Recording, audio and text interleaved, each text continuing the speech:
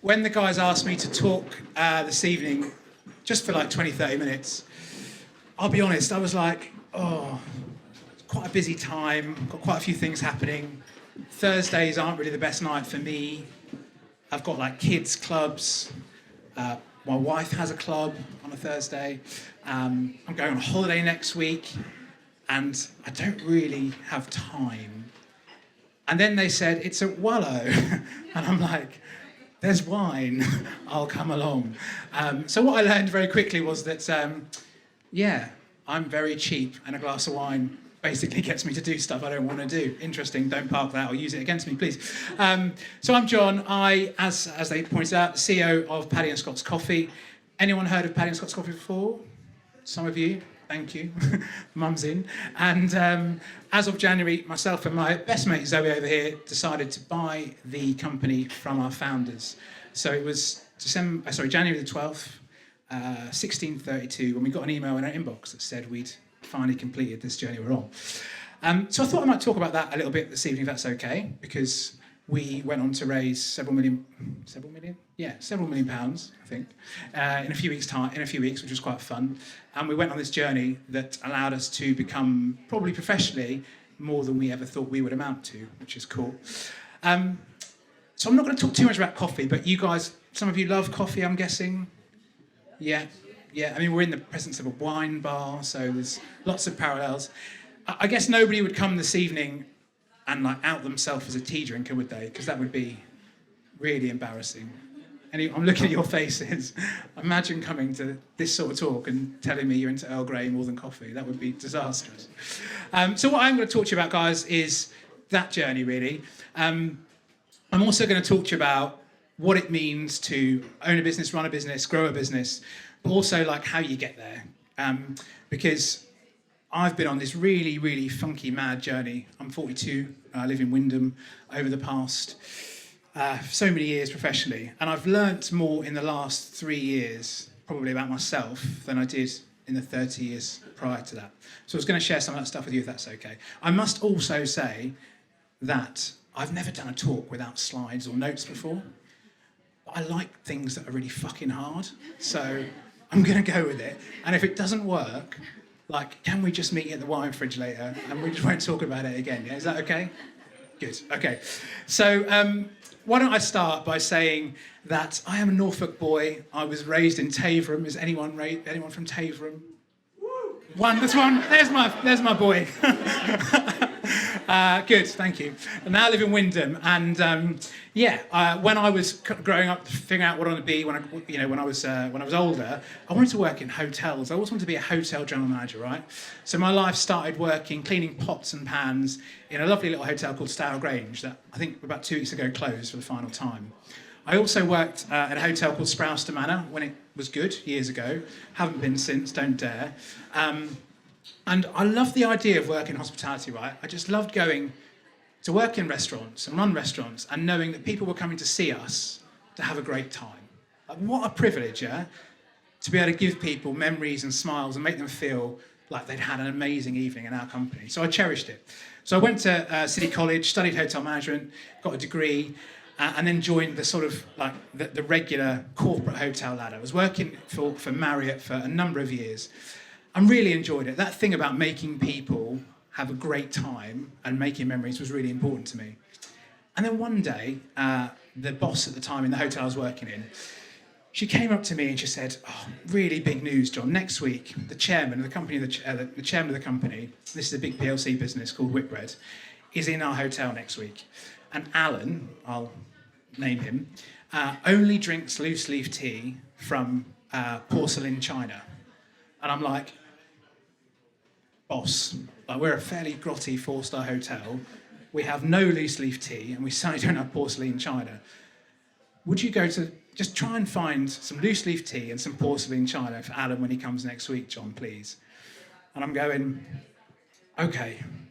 So just to get my head straight, you would like me to go out, get this silver platter, get some loose leaf tea, porcelain china, and walk past our paying guests with this little package of loveliness while they enjoy the shit, and Alan, the chairman, is going to enjoy roses in a teapot.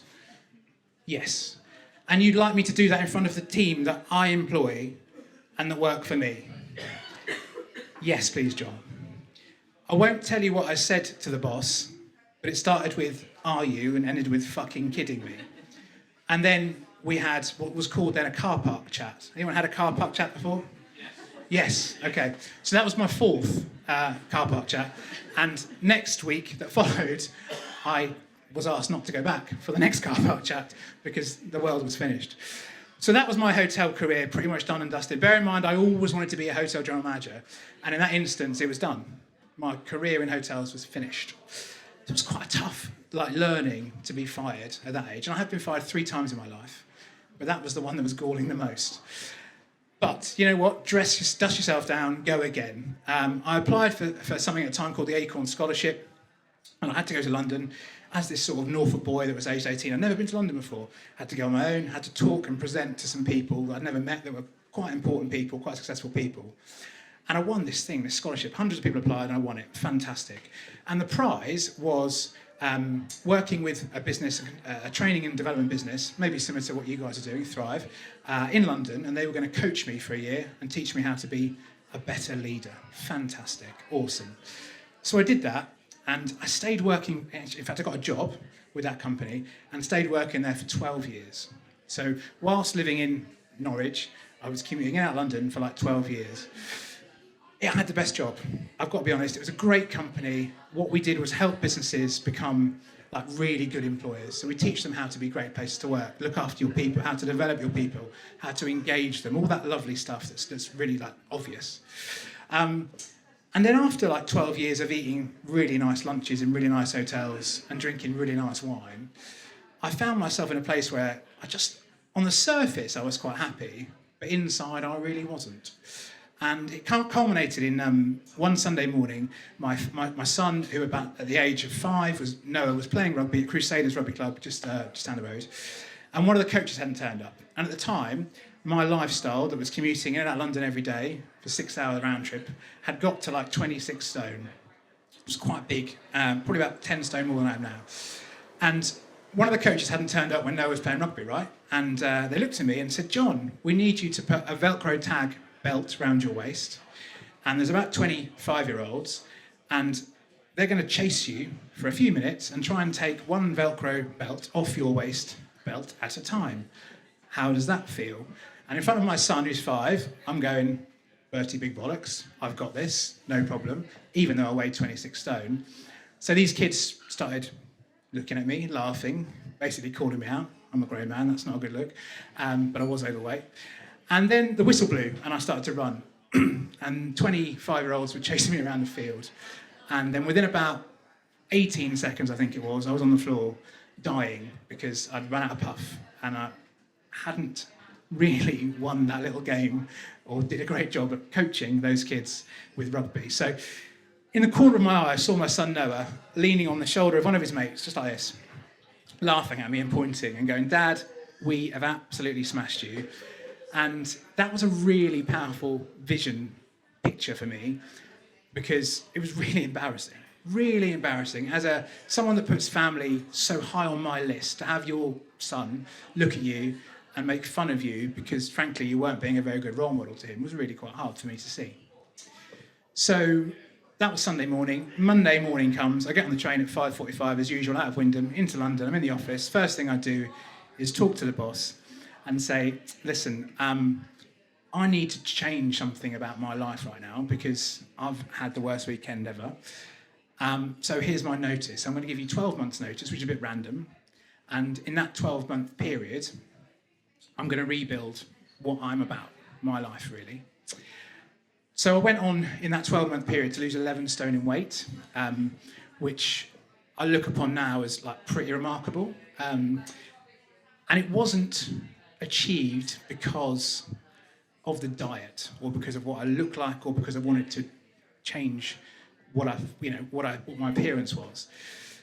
It happened because every time I had a wobble in that 12 months, I had a little vision of Noah in my head, of him laughing at me while I'm on the floor with his mates. And every time I reached for a cake or a beer, whatever it was in that 12 months, this thing happened and I felt him laughing at me. And it became a really powerful picture that I still have with me today. And what it taught me was that actually, like, we can all do anything we want to. We can lose weight, we can make money, we can go away. But if you actually care about what you're doing, like, it just becomes an obsession and much more easy to achieve, more than we ever think is capable. So that taught me a really interesting lesson, because all of a sudden I'm sat there reflecting, going, okay, I don't think everybody can lose 11 stone in 12 months. I mean, not everyone needs to, thank God.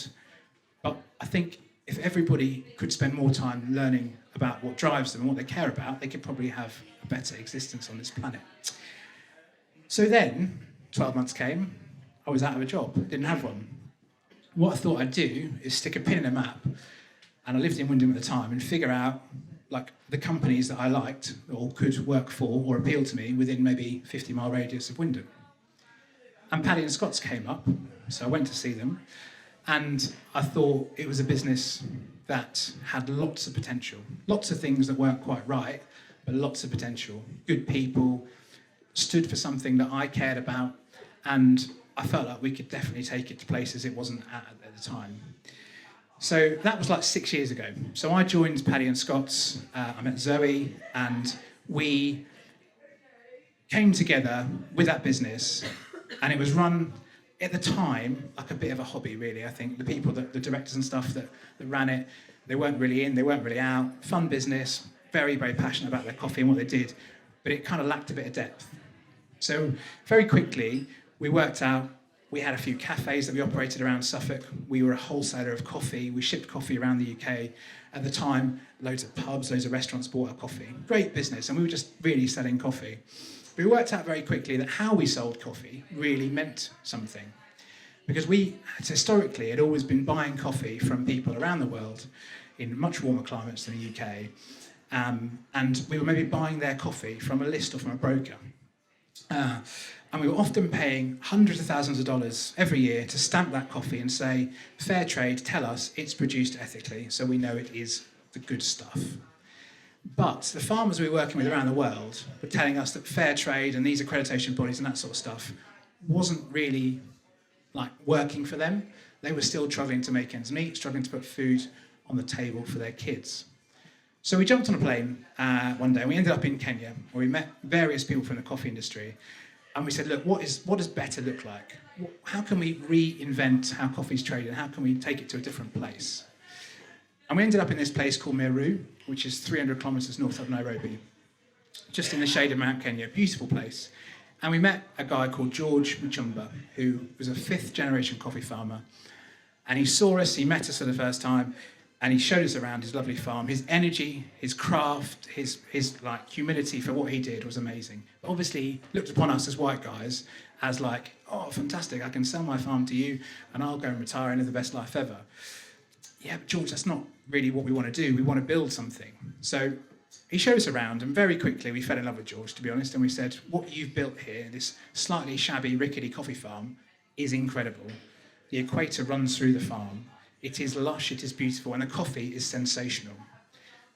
So why do we need fair trade? If we can just work with you, George, and buy your coffee every year, all of it, why do we need fair trade? So we, on the spot, we shook his hand, we did a deal, and we said, for the next 10 years, George, let's work together and let's build something. Let's add something to your community, let's add infrastructure to your farm, let's teach you how to run a business, and let's do it together.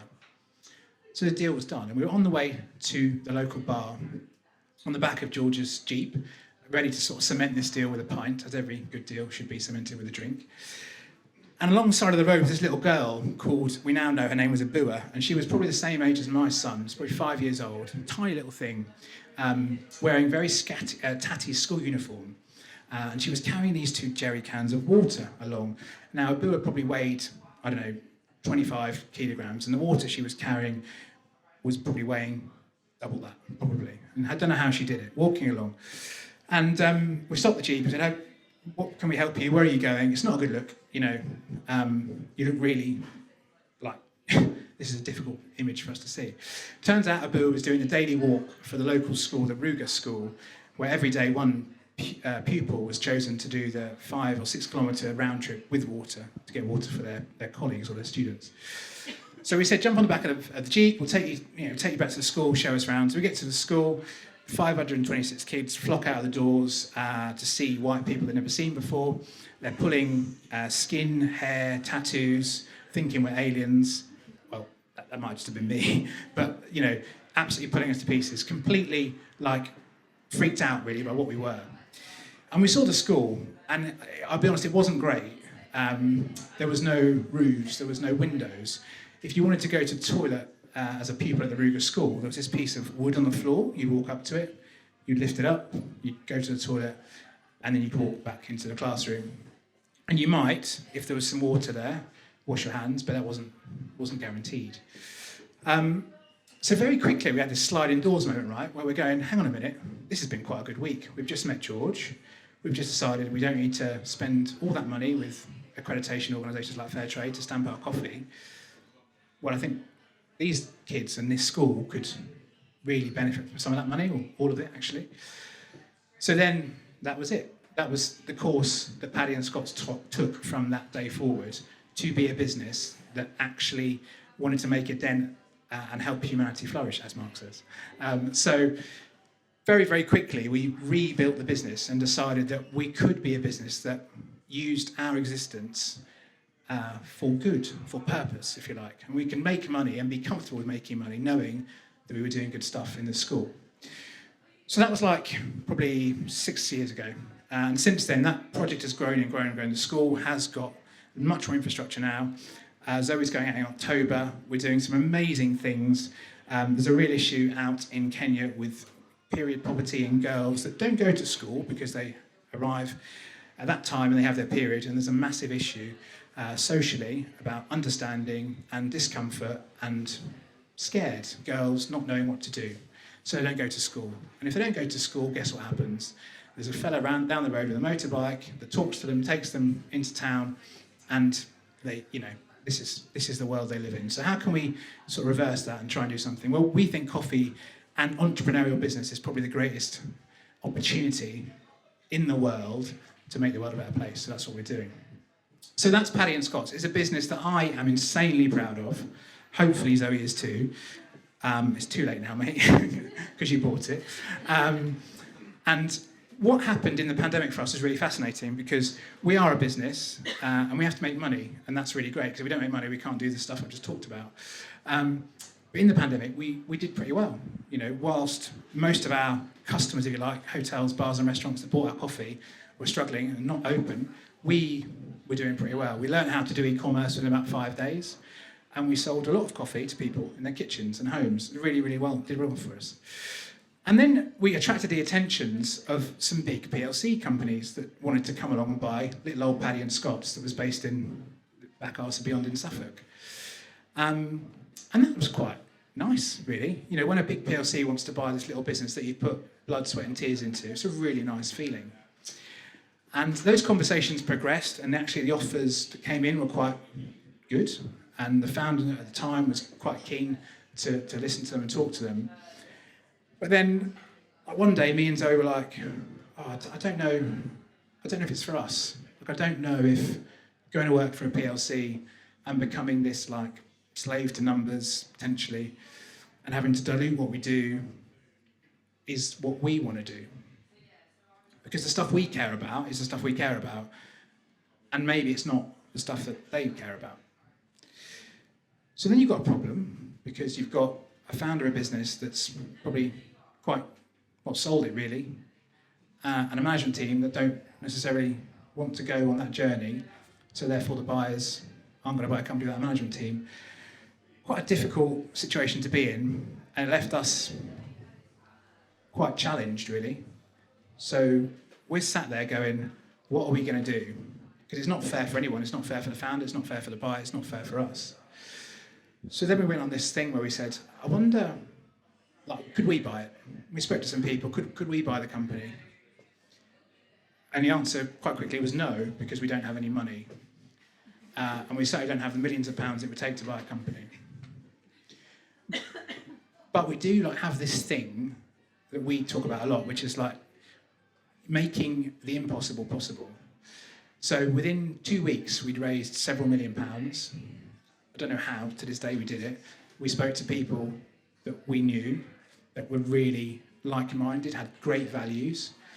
We also spoke to the bank that were really nice people and had great values. And we were in a situation where Scott, who was the founder, was really fair to us and really good and allowed us to kind of make him this offer that probably wasn't as much as he could have got elsewhere, but was maybe the right offer for the business and for us. And we were like so fueled by it because we wanted to go into protection mode for the team and the stuff we were doing in Kenya that we just had to make it happen. So as I say, January 12th, 1832, the email lands. And I'm like, oh my God, the most, I don't know, I want to say elation, but it wasn't. It was just like, I was knackered, I was so tired. My Christmas had been ruined because I'd been on the phone to solicitors and investors and all that stuff for the entirety of Christmas. I was just really tired. And that joy you think you're going to have when something like that happens, that's probably much more than you ever thought possible, turns to shit, really, because you just need your bed. So that was what happened in January. It's been 6 months since we led the MBO and bought the business. And it was hard to start with. And January and February were really bad months for the business because we were quite probably just in recovery mode. So then you've got these new investors around the table that have just been sold the dream. And then you show them the numbers, which is a nightmare. And then you feel very self-conscious about your own existence. But it's fine. We're back on track. We're flying now. We have momentum and wind in our sails. One of the first things we did actually after buying the business was that this thing about care is what drives me. Like, I have to do things that I care about. It's really important to me. So in January, I'd always said, I think we can build a coffee programme called Lunchbox Coffee, where every bag we sell funds a free school meal in coffee-growing regions. And I want to do 1 million school meals. I think coffee's a great vehicle to help people less fortunate than us. So we can fund 1 million school meals.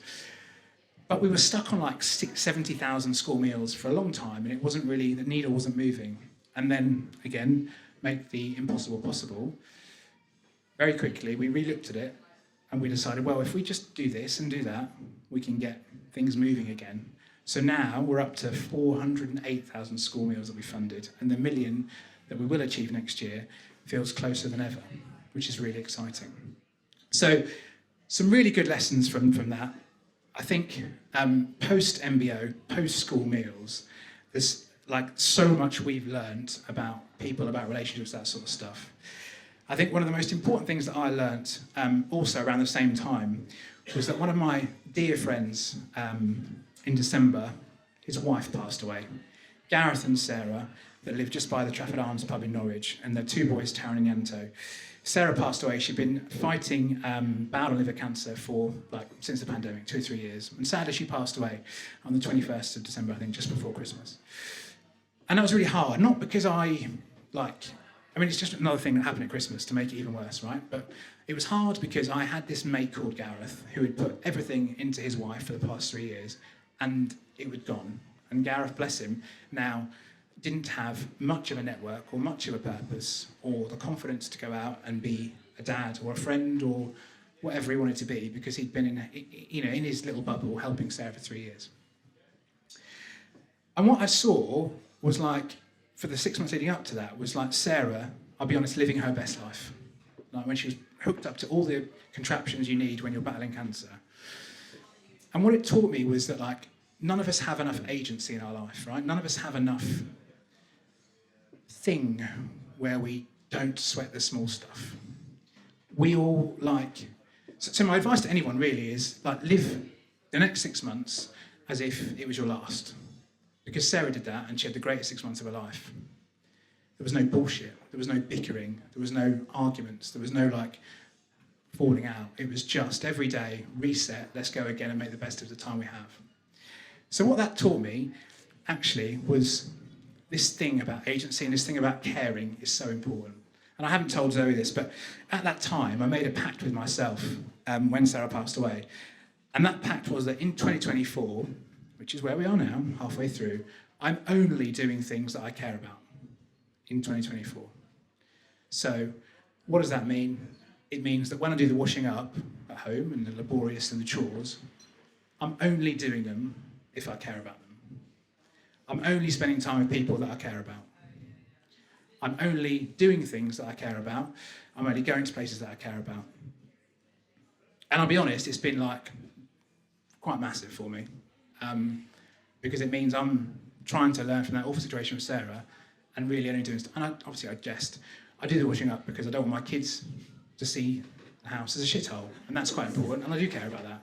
But some things I just don't do anymore because they're not important to me enough. And it has been really, really strong. The other thing I've learned as well since January is that the importance of learning and seeing Gareth go through that and not step out of the bubble and not seek support and help from other people was like heartbreaking. I don't know about you guys, but I find a lot of my mates that sort of get to mid-30s, successful people, very, very good, when they hit 35, let's say, rather than becoming learners, they just become doers. And then at work, when you get seemingly at 35 or 40, the training course thing comes in and it's like, oh, you put on a training course, fantastic. And then in the 5 days leading up to the training course, you spend every second trying to busy yourself so that on the day of the training course, you have enough excuses to not go on the training course, because why the fuck would I want to go on a training course? I'm very good at my job and I'm very comfortable, which of course just means you get more comfortable, and you stop learning. And it concerns me that we all get to that place. And I think learning is really important. And I think if you look at stuff like suicide rates, sadly, like middle-aged men typically are 3 times more likely to commit suicide from women. And I think it's because we are the worst at growth, at learning, at seeking help from other people. So I think there's a message there for us all to understand that the minute you stop learning is the minute you stop growing. And if you're not growing, life becomes much harder. So that is my whistle-stop tour of life. I think if you take nothing from me, just buy me a glass of wine, that'd be lovely. But hopefully, something about care, there's something about learning, and there's something about doing stuff that's important to you. And I'm very privileged to be able to do that, but also I've worked really hard to create that existence, and I know you guys can too. So thank you very much for listening to me. Appreciate it.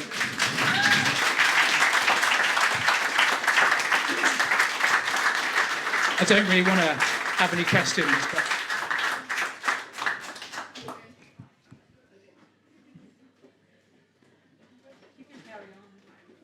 Carry on. Turn the music up, DJ. Here. You say questions. I can do if you want. I don't. Yeah. Do you want to? If anyone wants to ask me questions, they can do, or I can. Do anyone have a question? Ben. What was the bigger challenge? Was it losing the weight, or was it raising the money? Oh, okay. Okay. That's a good question. Oh. What was the bigger challenge? Losing the weight or raising the money? In such a short space of time. Yeah. Oh, that's really hard. Ooh. The money. Yeah, losing the weight was easy, actually. I could do it again tomorrow. Yeah, that was easy. The money was much harder. There was much more unknowns. There was much more other people involved that I couldn't influence or didn't influence. But like when you're doing something for yourself and it's you and a pact with yourself and it's only you that can stop you from doing it, I'd take those odds all day long. Money harder. The money though, the interesting thing was we kissed a lot of frogs. So actually we were very fortunate to be able to say no to people we didn't like. Because like, again, what do you look for in investors and stuff like that? Well, to me, they should have the similar values. If you just want money, that's a different conversation. But I think the people you bring into your world is better and easier if you have similar values. Because then when it's hard, you can have an honest conversation that's built on trust and that sort of stuff. Tough question. If there's any more, can they be easier, please? Yes, buddy. Yeah, great speech. We enjoyed that. Thanks. Could we all help you get to 2 million for these sort of bills? That's really kind of you. Well, you can definitely buy some coffee. Good man, thank you. And well, we've just, so another kind of like failure in my life is that in November we set up a charity called Ambition Unlocked. And by January that charity had to close down because apparently you're not allowed to have a charity and have trustees that also own a business that's very closely connected to the charity, which is great because it means someone cares about this stuff. So we don't have a charity, but we have like a foundation we put together, and Zoe's going over in October. So if you want to like follow us on socials, LinkedIn, once we figure out how we can scale it and get it bigger and faster, we'd love to have you guys involved. So thank you for the question. Appreciate that. Thank you. Your investors, you touched on it earlier. They presumably these are wealthy people rather than big corporate blue chip. Is that something that you targeted, or just fell into your lap? Yeah, nothing fell into our lap. Geez. Yeah, they were investors. It's interesting. So we had. You know, I spent like 20, 30 years just meeting people, pushing myself out of my comfort zone, having conversations with people that are much more successful and able than me. And sometimes you don't ask for stuff, but then when you need it, and you make a call to someone that you've known for 20 years, they're quite helpful. And we had one of those people. And that person was very supportive financially in terms of advice, but also had a network of really, really good people. So they were all high net worth individuals. And once you tap into that world, lots of high net worth individuals know lots of other high net worth individuals. And, you know, the reality is right now, with interest rates and everything else, everyone wants a bit of excitement in their life, don't they? So come and invest in a really, really cool coffee company and you'll have some fun on the journey. And we got the right people. The bank also were very helpful, you know, and that was a big chunk. So, yeah. Can I have a glass of wine now? No, is the answer. What are your thoughts on decaf coffee? I drink it in the afternoons because I like to sleep or to try to sleep. So, yeah, I'm perfectly happy with decaf coffee. I also really like tea, to be honest with you, so I know jokes. Instant coffee, is that the devil's work? Yes. Yes. I was saying to someone earlier though, right? Coffee is fascinating. You could spend 100 quid on this little bag of coffee and ruin it in seconds if you don't know what you're doing. Likewise, you could spend 20p on this little bag of coffee, and if you know how to make nice coffee, you can make it taste really well. So, yeah, if anyone wants to learn how to make coffee, come and find us online and we'll gladly show you. Because the craft of making coffee is arguably more important than, not more important, that's not fair, but as important as the actual coffee beans for me. Cool. Thanks everyone. Appreciate your interest. Thank you. There's some water there if you want, mate.